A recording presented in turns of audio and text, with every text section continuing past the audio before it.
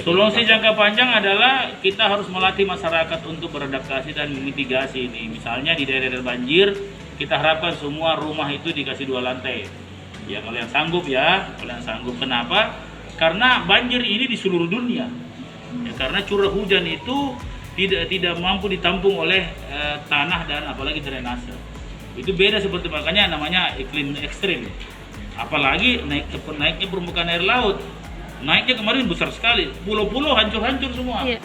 Pulau, beberapa rekreasi pulau di beberapa daerah itu hancur semua. Ya, saya dapat laporan dari pulau, itu abrasinya luar biasa, masuk ke pulau.